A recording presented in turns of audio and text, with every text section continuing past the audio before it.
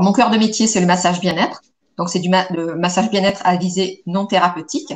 Je fais tout type de massage. Alors, ça peut être du minceur, de la détente, ça peut être du sportif, ça peut être du visage. Donc, ça, c'est vraiment mon cœur de métier que je ne peux pas exercer en ce moment. Ensuite, je propose également des soins énergétiques. Alors, c'est du Reiki. Le Reiki, c'est une technique japonaise d'harmonisation énergétique par le souffle. Et enfin, je propose aussi de la gestion des émotions. Donc, c'est le thème d'aujourd'hui. Côté entreprise, je propose aussi du massage. Donc, c'est un massage spécifique qui s'appelle le massage Ama-Assis. Et je suis spécialisée en massage aussi pour les seniors, donc en maison de retraite. Alors, aujourd'hui, donc vous avez bien compris qu'il y a toute une part de mon métier que je ne peux plus exercer.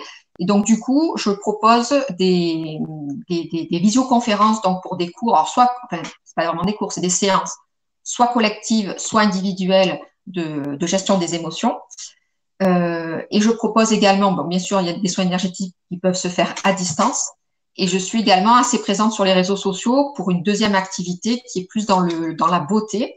Et donc, j'organise des rendez-vous beauté. On est tous, on va dire, on a tous besoin de gérer nos émotions, alors à différents niveaux, certes, mais c'est vraiment une nécessité, ne serait-ce que pour notre santé et notre bien-être. À vrai dire, j'ai une bonne et une mauvaise, enfin, pas une mauvaise nouvelle, mais une moins bonne nouvelle. Voilà. La bonne nouvelle, c'est que c'est une technique très simple, incroyablement efficace, sans contre-indication. Alors, on utilise le souffle, alors jusqu'à preuve du contraire, pour l'instant, c'est gratuit, et c'est à la portée de tous. Voilà, donc ça, c'est le point positif. Alors, le seul point qui n'est pas vraiment un point négatif, mais c'est juste une recommandation, c'est que pour le coup, c'est une pratique volontaire, donc il va falloir s'y entraîner. OK? Donc, je vais vous donner un exercice vous initier un exercice de respiration, mais si vous voulez que ça ait de l'effet, il va falloir s'y entraîner. Alors, la cohérence cardiaque, c'est avant tout, c'est ni une méthode, ni une technique, à vrai dire, c'est un état. En fait, on a tous la possibilité d'être en état de cohérence cardiaque. Il faut juste arriver à se mettre dans cet état-là. Donc, c'est un état d'équilibre qui va agir à la fois au niveau physiologique, au niveau physique, au niveau mental et émotionnel. Donc, vous avez bien compris que l'idée, ça va être de gérer son stress, alors que ce soit un petit stress ou un gros stress, en arrivant à contrôler sa respiration de manière très simple. Pour vous donner un exemple, est-ce que vous savez, lorsqu'on se met en colère pendant 5 minutes, combien de temps notre corps met pour récupérer on va dire, son fonctionnement de départ, avec une certaine sérénité? Alors ça va vous surprendre, parce qu'à notre corps, il faut 5 heures après une colère de 5 minutes pour récupérer son état initial. OK? Donc, vous êtes tous déjà passés par là. Alors, quand on est en colère ou énervé ou anxieux, on a le cœur qui bat, on n'est pas bien, on transpire, on devient rouge. Bon, petit à petit, on a l'impression que ça passe, et malgré tout, ça passe, on va dire, totalement au bout de 5 heures. Et là, la cohérence cardiaque va vous permettre de réduire ce temps. Donc, on passe de 5 heures à 1 heure. Cet exercice de respiration que je vais vous montrer, en fait, vous allez pouvoir le faire si vous êtes stressé, mais aussi en prévention.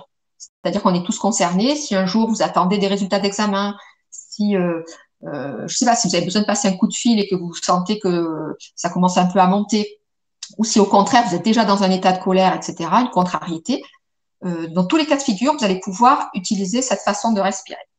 Alors concrètement, c'est pas difficile. Donc on respire. De la manière dont on va respirer, ça va jouer sur le rythme cardiaque, donc sur notre cœur, et de notre cœur, ça va passer au cerveau. Donc ça fait un cercle vertueux. Alors oui, le cœur n'est pas uniquement une pompe. Le cœur, c'est un organe intelligent. Il y a des neurones à l'intérieur et c'est pour ça que c'est un tout, en fait.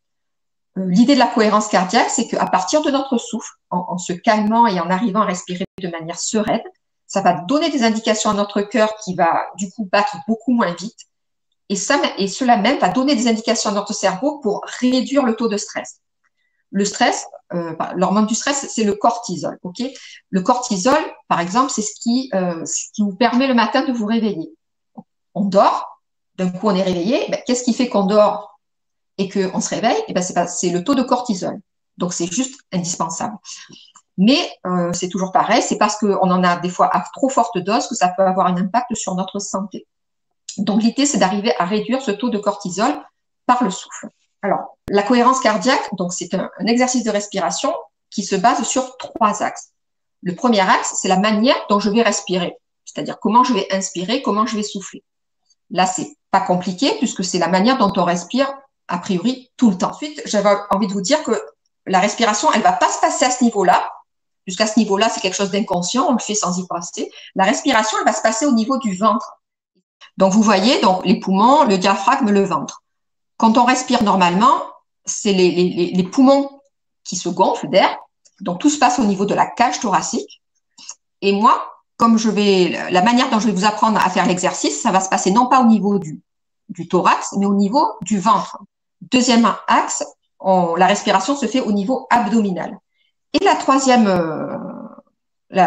troisième axe est que, en fait, cet exercice de respiration, on va le faire sur un temps et sur un rythme. Donc, je répète, on va inspirer par le nez, souffler par la bouche. Ensuite, quand on va respirer, ça va se passer au niveau du ventre. Donc, ça, on va s'y exercer. Et on va le faire sur une certaine durée et sur un rythme. Tout ça fait que ça s'appelle la cohérence cardiaque. On va le faire par étapes. Donc, je vous demande d'être installé plutôt confortablement. Donc, vous êtes au calme, vous êtes assise normalement ou assis le dos bien droit. Et on va se recentrer un peu puisque finalement, c'est aussi un moment pour vous, un moment de bien-être. Donc, dans un premier temps, je vais vous demander de respirer normalement. OK? On va respirer normalement. Donc, on ne fait pas attention si c'est le ventre, si c'est le thorax, c'est pas grave, mais juste respirer, on va dire, à plein poumon. Donc, en fait, quand on respire en plein poumon, vous allez faire avec moi. J'inspire par le nez. Et en général, ce qui se passe, c'est qu'au niveau du thorax, ça gonfle. OK? Et quand on souffle par la bouche, et ben ça reprend sa position initiale. Donc ça, on va le faire 3 fois. Respirer normalement, mais juste en amplifiant le mouvement. Déjà là, vous pouvez, si vous êtes bien centré sur vous, comprendre la puissance de la respiration, la puissance du souffle, parce que ce sont des choses qu'on fait des fois naturellement. Des fois, on soupire, ça a dû déjà vous arriver des milliers de fois. On soupire. Pourquoi? Parce que ce fait de soupirer, on lâche prise. OK? Donc la respiration, c'est quelque chose de fondamental. Donc l'idée, c'est que quand je vais inspirer, comme si je sentais une rose, on va dire. J'inspire par le nez et en même temps, je vais gonfler mon ventre d'air. Alors, pas besoin qu'il se gonfle énormément au début, hein, c'est juste pour comprendre le mouvement. Donc, j'inspire et au lieu que ça se passe au niveau du thorax, ça va se passer au niveau de mon ventre. Je remplis mon ventre d'air. Je souffle. Je plaque mon nombril contre la colonne vertébrale.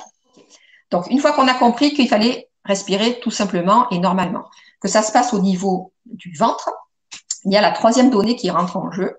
C'est-à-dire que cet exercice, cette manière de respirer, on va le faire pendant 5 minutes, OK? Et sur un certain rythme qui est de 6 respirations par minute.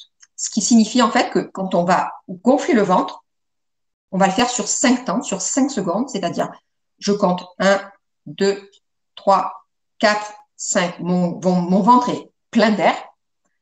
Et ensuite, pour souffler, je recompte jusqu'à 5.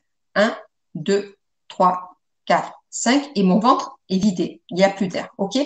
Donc, c'est le fait de faire cet exercice sur 5 minutes et sur les 5 temps qui va vous mettre dans cet état de cohérence cardiaque. Je vous assure que si vous respirez de cette manière-là et si vous vous y exercez pendant un certain temps, c'est un véritable outil de gestion du stress. Ça va être votre compagnon anti-stress au quotidien et quelque chose que vous avez tout le temps sur vous. Ça, c'est très puissant. Je veux dire, vous avez besoin de personne. Une fois que vous aurez compris comment on fait, vous n'avez besoin de personne et vous l'avez toujours à disposition. Donc, ça, je trouve ça juste super. Au-delà de tout ça, c'est un véritable aussi outil de développement personnel. Hein, au même titre où il y a des personnes qui méditent, où il y a des personnes qui font des retraites. Là, vous avez à disposition un véritable outil de développement personnel. Et surtout, soyez dans le partage. Une fois que vous aurez compris, ne le gardez pas que pour vous.